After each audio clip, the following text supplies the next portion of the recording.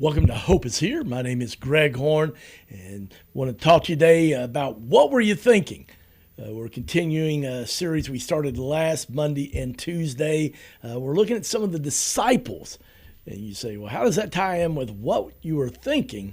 Well, when Jesus chose these 12 guys to be the guys that spent almost 2 years of life with him and were going to change the world and spread the gospel, these are not the people that we probably would have chosen.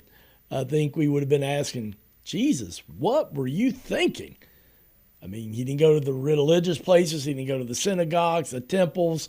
He didn't go to the universities for the most educated people. He didn't go talk with any of the business owners that have been very successful and wealthy and just said, hey, would you like to be on my board or part of my team, or could you refer somebody? No, he chose people just like you and just like me that had weaknesses, had failures, and yet together he helped them change the world by showing them what it was like to be in a personal relationship with God. Last week we looked at Andrew. This week we're going to look at James. James referred to in the Bible as James and John, the sons of Zebedee, but Jesus nicknamed them the sons of thunder.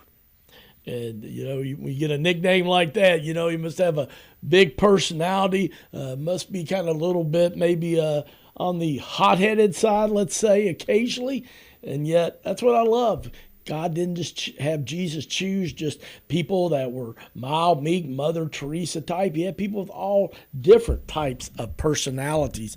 And so I love, last week we looked at Andrew, and today as we look at James, I like to quote my brother Andrew, who is not one of the disciples, but was a Dutch Christian missionary. He said, the Bible is full of ordinary people who went to impossible places and did wondrous things simply because they decided to obey God. So I want to ask you today, what is it that God's asking you to do that, if you're honest, you know, you've just been kind of avoiding? If you make a phone call to somebody that you know you need to be checking on, and God's just laid them on your heart several times, but you haven't quite followed through on that yet, or maybe there's somebody got saying, I want you to get them a gift card. They're going through a really, really tough time. Or maybe there's somebody you need to schedule coffee with. Or maybe it's just write a note of encouragement. I mean, how nice is it when you get a handwritten note from somebody just saying thank you or thinking of you or praying for you? I mean, man, it's a game changer. Because mainly all I get now is junk mail or bills. And when I get that occasional handwritten note from somebody, I tell you what, man, that can carry me for a week. But if you don't have time, at least send a text to somebody and be a source of encouragement and help somebody else grow in their faith. But a little background on James, kind of known as the apostle or disciple of passion because of a nickname like Son of Thunder. James was one of the 3 disciples that were in Jesus' closest inner circle, yet he's the least familiar to us. Say it again. James was one of the 3 disciples that were kind of in Jesus' crew, his boys, so to speak, yet he is the least familiar to us. Hear a lot more about Peter and John than we do him. And when you hear James's name mentioned in the Bible, it's always paired with his younger and better brother known John. The only time actually that James is mentioned in the Bible is in the book of Acts, where his martyrdom is recorded. Like I said, he is mentioned other times, but it's always with his brother John. But the only time he's mentioned by himself was when he lost his life, and we'll be looking at that in tomorrow's program. But I love how Jesus called him to be a follower and to be a part of the team. It says in John chapter 1, verses 16 through 20, one day as Jesus was walking along the shore of the Sea of Galilee, he saw Simon Peter and his brother Andrew throwing a net into the water, for they fished for a living. Jesus called out to them, come follow me, and I will show you how to fish for people. And they left their nets at once and followed him. Last year, actually 2022, it's hard to believe it's already been a little over, almost a year and a half, not quite, September 2022, and I was blessed to go to the Holy Land for the first time in my life, and what a life-changing event it was. But people ask me, what were the place that spoke to you the most, that just really touched your heart? And the two that come to mind for me are, number one, the Garden of Gethsemane, and we're going to be looking at that here probably tomorrow's program. And secondly, the place where on the Sea of Galilee, where we just read, where Jesus said to Simon Peter and his brother Andrew and to James and John, "Come follow me." And friends, they left everything. They left their job. It goes on to say in verses 18 through 19 and 20, a little further up the shore, when he saw James and John in a boat repairing the nets, he called them at once, and they also followed them, leaving their father Zebedee in the boat with the hired men. So, you just never know when Jesus might show up. It might call you to do something. And I love that, friends. That's why I get excited. I'm thankful we get a fresh start every 24 hours, right? We get a fresh start every 24 hours. So thankful for that. But my takeaway from this passage of Scripture and with James and his being called to be on Jesus' team is that sometimes to follow Jesus, we got to step out of our comfort zone. I'll say it again. Sometimes to follow Jesus, we have to step out of our comfort zone. For James, that last part of that in verse 20 of James chapter 1 says they left their father Zebedee in the boat with the hired men. Well, the reason they were known as sons of Zebedee is because that was a prominent name back then. If people identified you associated with somebody else, that meant that person was prominent. And they owned a fishing business. You can tell by it says when they left their father and the boat with the hired men. So they obviously, being a fisherman was hard work, but they were going to inherit this boat business, I'm sure, this fishing business from their dad. Yet they left the comfort, job security that they would have and being a future business owner to follow Jesus. And as I thought back to this, it reminded me when I felt like God was calling me into ministry back in 2003, and I was about ready to be ordained and at Berry Christian Church outside of Cynthiana, Kentucky, where I had been the interim pastor for about a year and a half, and was bivocational, and yet the leadership came to me, the elders, and said, "It's obvious God's hands on your life, and we feel like you should be ordained because we want you to be our full-time pastor." And this church, it would have been tough to survive on the salary, but the part that was such a blessing was they had a parsonage right next to the church, a pretty nice house, actually. And so I wouldn't have a house payment. And so at the salary they would pay me, I could live. Wouldn't be room for extras like Starbucks or anything, but I could survive.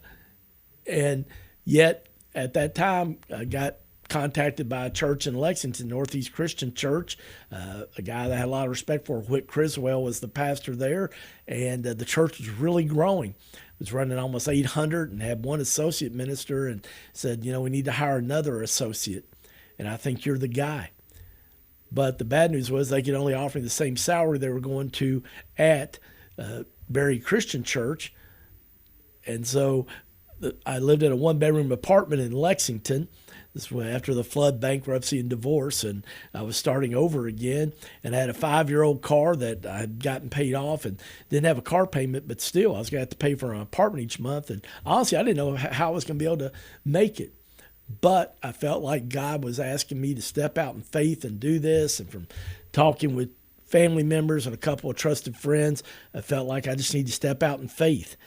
And so I did that in August of 2003 after getting ordained. And then I stepped out in faith, started at Northeast. In fact, on that first day of the job, I'm filling out the paperwork. The human resource director said, we thought about it, looked at the committee, thought, nobody can live on this, so we're going to give you a $2,000 raise. So God already, by stepping out of my comfort zone, stepping in faith, I literally had been in the job maybe 30 minutes and got a $2,000 raise. Of course, you divide that over 52 weeks. It's not a lot, but hey, at that point, it's like around $40 a week, but my goodness, hey, that was gas money right there, okay?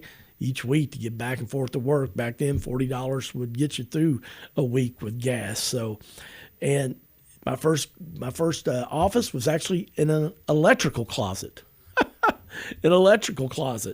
And so I'm just I mean, it was so hot in there in the summer, you could barely get one. You get a table and one chair. If I had somebody else get in, we had to move the door slant and get to slide the chair in and let them slide in. And I mean, it was tight.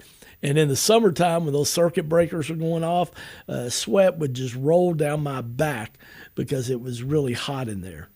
But you know what? I loved it. I knew that God had called me. I'd stepped out of my comfort zone, trusting Him financially, vocationally, and God just blessed the areas of ministry that God entrusted me there.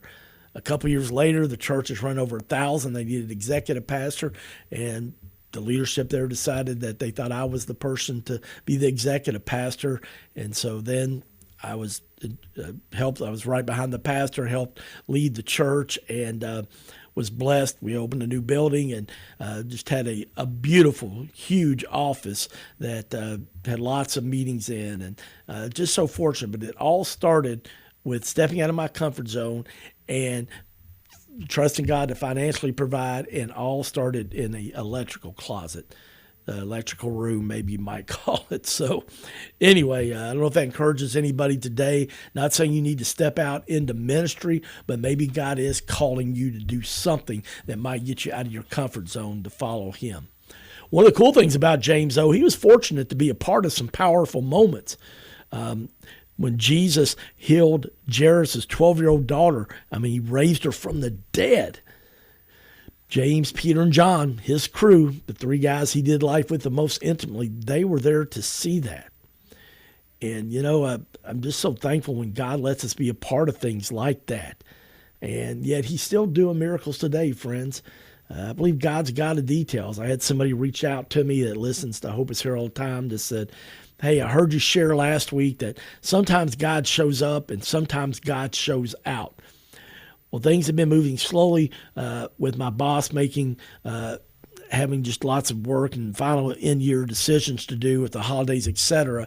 But yesterday I was appointed through April 15th to stay as the interim manager of my job. And she said, that is the day that my husband will be able to work again. So I know, at least for the next 3 months, that the kids and I will be taken care of the rest of the time until my husband is able to have employment again.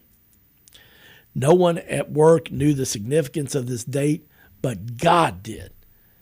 I'm still praying that the interview process goes well and that I eventually will be permanently placed in this position, but knowing at least I will have it through April 15th is all God. Thanks be to God.